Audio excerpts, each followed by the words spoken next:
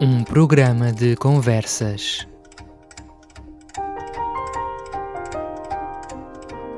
Com Luís Carlos Vicente Ramos. O Cravo de Tunes.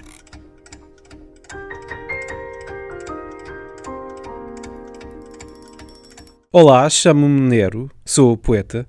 Nasci no Algarve, a 22 de setembro de 87. Estudei Língua e Literatura Portuguesa na Faculdade de Letras da Universidade de Lisboa. Finalizei o mestrado em Ensino de Português na Faculdade de Ciências Sociais e Humanas da Universidade Nova de Lisboa. Sou ainda professor de Português e de Literatura Portuguesa. Falo-vos agora mesmo a partir da escola onde dou aulas de momento, é a B23 Jacinto Correia, em Lagoa, no Algarve. De natureza ermita, porventura, misteriosa e afável, vivo como escrevo, intensamente, tendo a casa como refúgio, entre árvores e livros, gatos e silêncios, sóis e luas. Raiz. Há uns tempos, numa palestra na escola secundária, que foi também a minha escola secundária, em que falava dos meus livros com os alunos, fui surpreendido pela minha professora de português da altura, e que foi uma das pessoas a quem dediquei a propósito o Oceano, o Reino das Águas, o meu primeiro livro, que me mostrou um poema meu que havia guardado. Um poema sobre a gênese do mundo, segundo a mitologia que eu criava na altura. Eu comecei a escrever o Oceano, o Reino das Águas no secundário, e foi um longo processo de 18 anos. O que não deixa de ser curioso, porque o Oceano, da altura, era em prosa. Estava há alguns anos de ser transformado em epopeia, o que viria a acontecer com o meu contacto com os poemas épicos clássicos a quando da licenciatura. Foi a busca de alguma perfeição formal e musical, estética, absolutamente ilusória, note-se, que me puxou para a poesia. Foi, diria, uma inevitabilidade. Nunca consegui com a prosa o apuro que, no meu caso, julgo conseguir de alguma forma entre versos.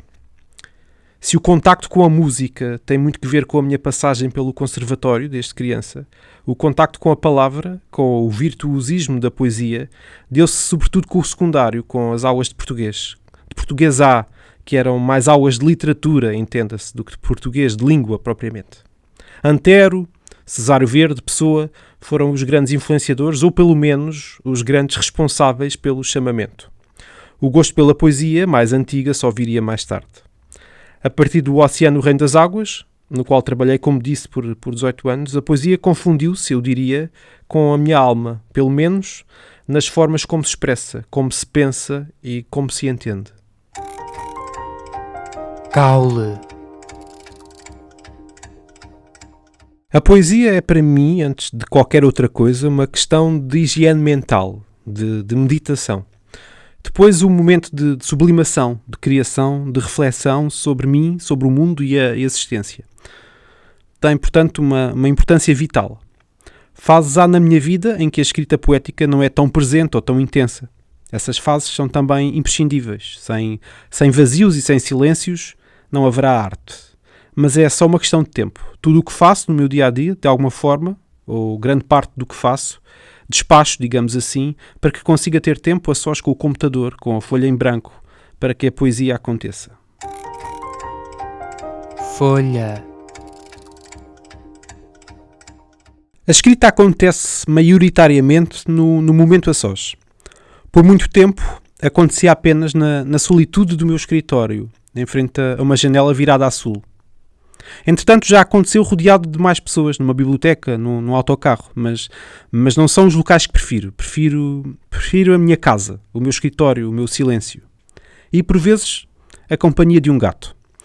Numa espécie de transe, a música flui entre os pensamentos, os sons e depois as palavras, as imagens, as combinações.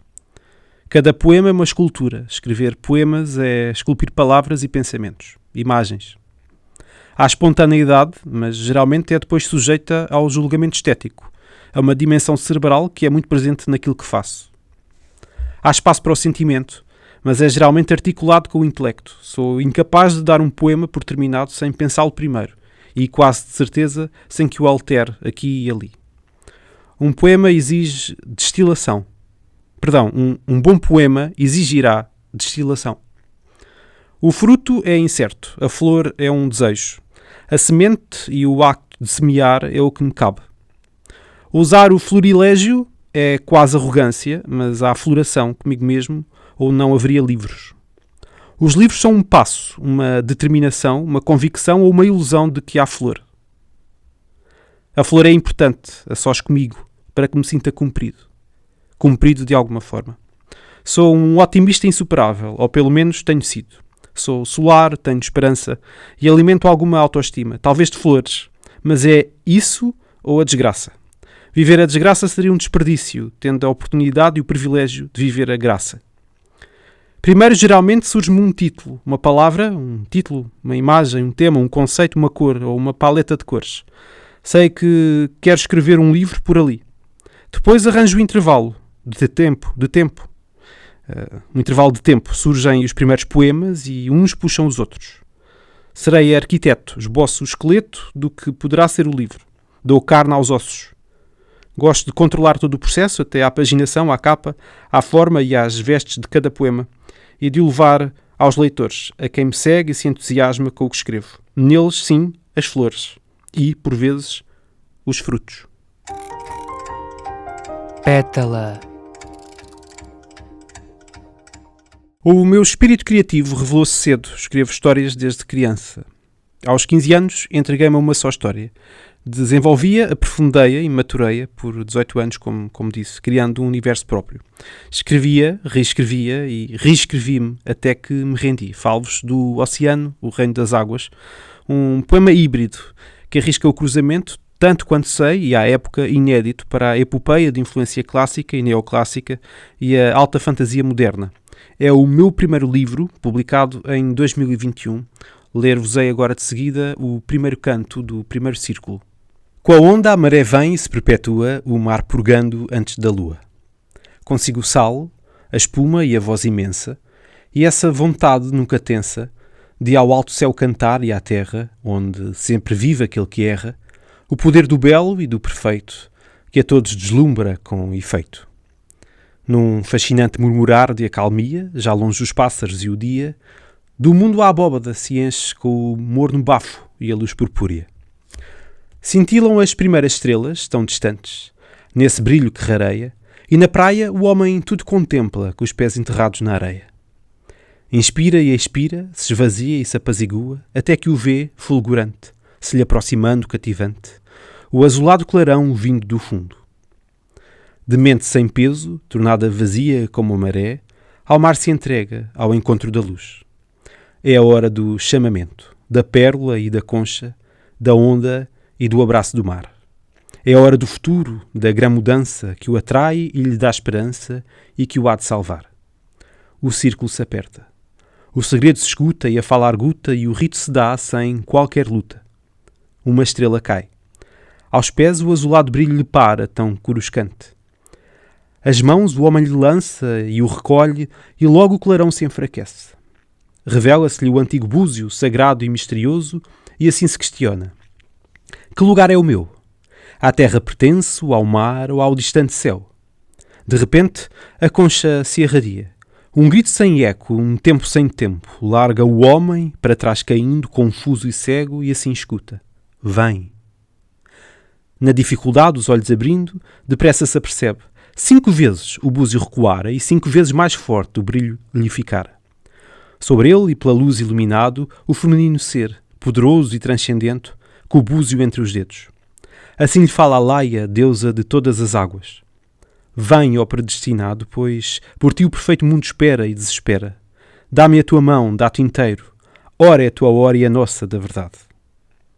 Vestes transparentes, ondulantes, pálida pele, guelras e pulsos arquejantes, longos cabelos prateados e belos e os mais puros enfeites tão leves. Ínfimas pérolas, pequenas conchas, fios de algas e cascas te percebes. Um olhar verdadeiro, aconchegante, assim como o timbre e o semblante.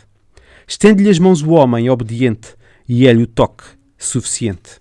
Num instante, desaparece a deusa, reacende-se a concha e o céu se abre. Dispara-se o búzio pelo mar adentro, o homem às profundezas puxando. E assim do homem o mergulho se dá. Para trás, a terra. Adiante, o oceano. Antes do fim, a plenitude dele se apodera misteriosamente. Ei-lo, o espírito, livre, sobre a matéria.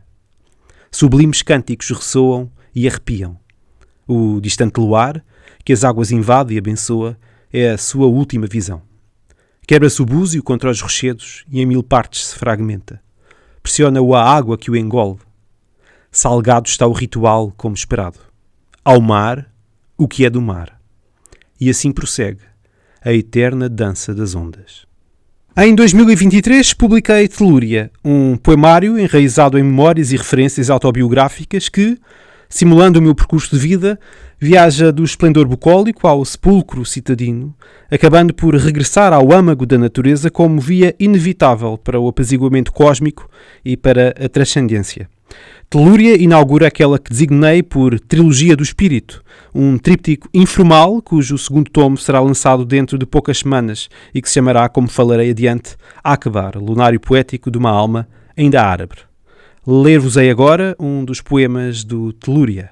Descalço pelo fim da maré, o equilíbrio desenterro, redolente, livre do impuro sebo que, se bem percebo, pelo mar se foi e pela espuma e me espregou do erro. Molho a pele com a língua impura e lhe sinto já a frescura. É o bafo novo e a pele salgada a cada passo seguro e é a esperança renovada com que enfrento o futuro. Para trás o marulho e ao longe as nuvens de fumo.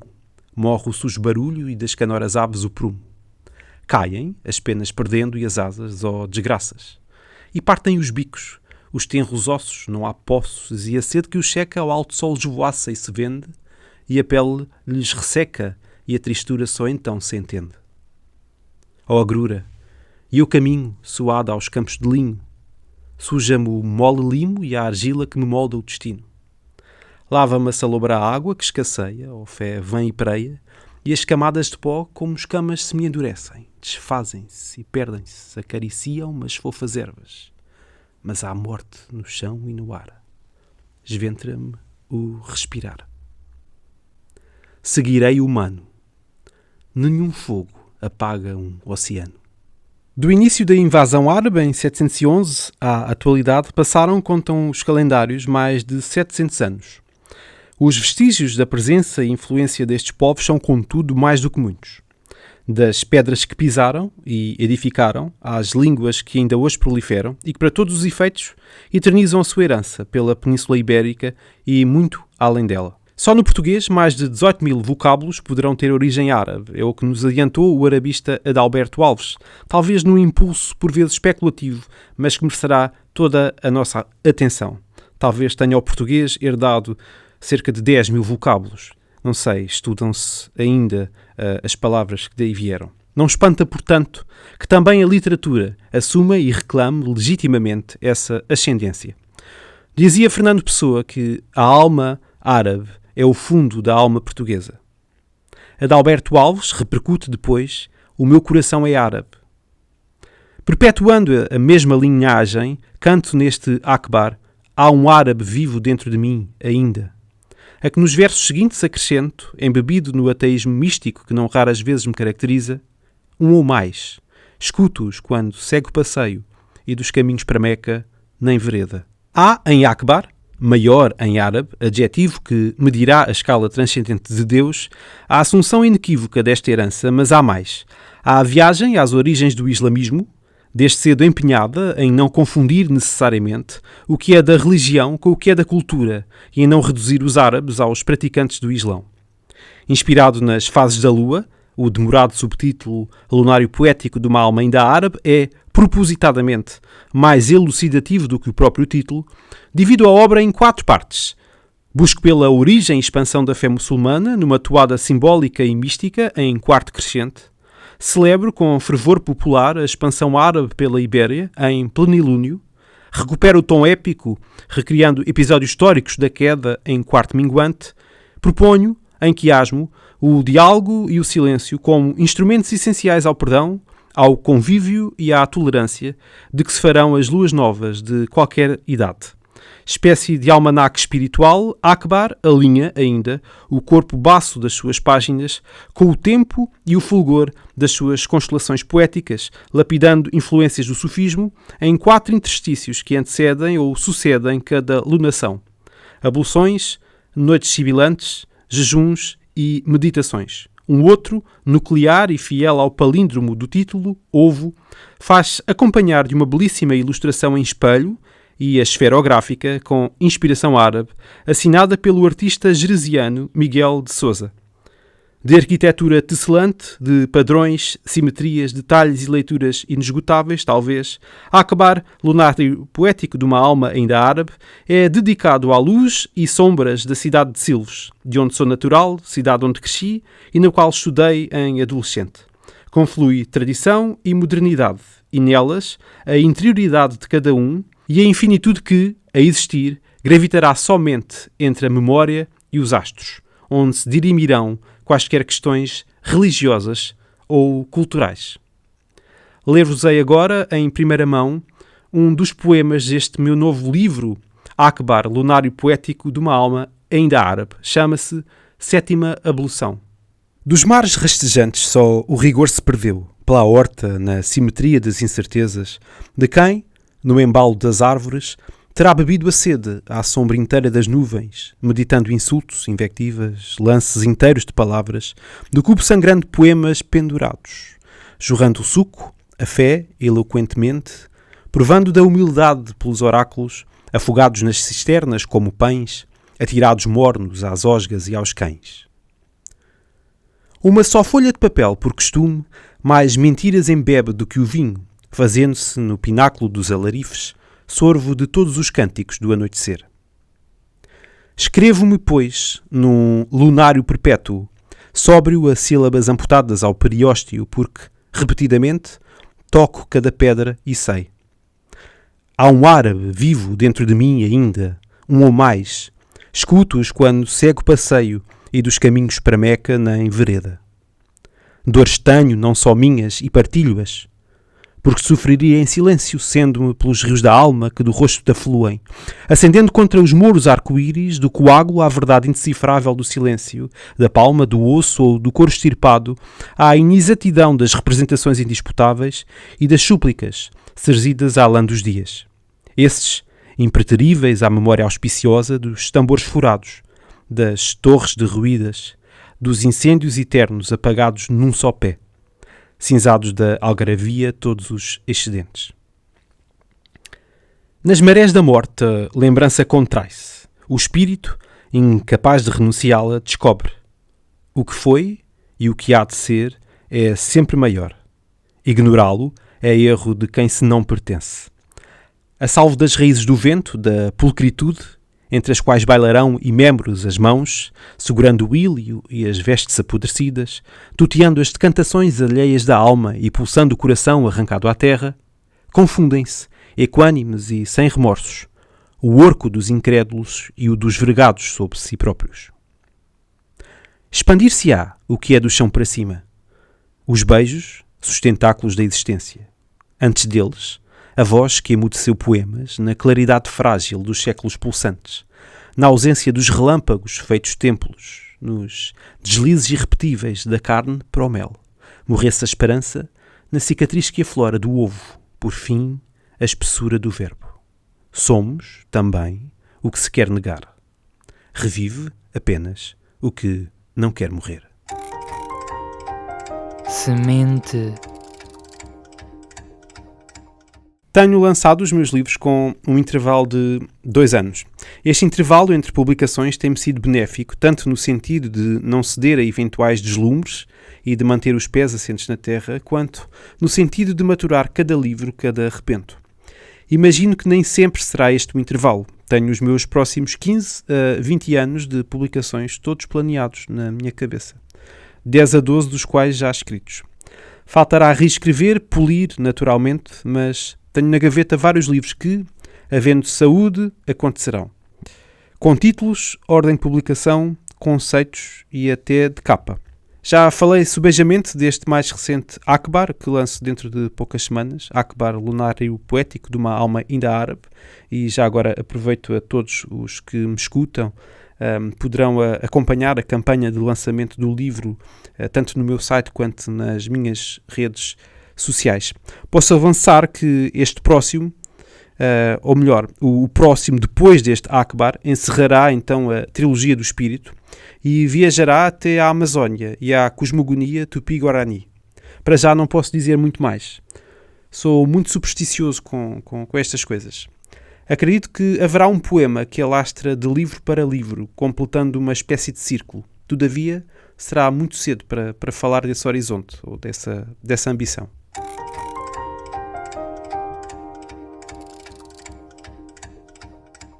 Agradeço à professora Ângela Bolsinha, coordenadora da Jacinto Correia, e à Emília Costa Vicente, diretora do agrupamento Spamol, por tão gentilmente terem disponibilizado o espaço para a gravação deste episódio. Agradeço-te muito, Luís Carlos, pelo convite e felicito-te pelo podcast, pelo conceito. Estás absolutamente de parabéns, espero por poemas teus. Agradeço finalmente a todos os que estão desse lado, a leitores, seguidores, alunos, a todos quantos me acompanham e têm interesse nas minhas obras, no que escrevo e no que tenho a dizer. Que nos encontremos por aí, nos caminhos que se fazem do espírito à palavra e ao regresso.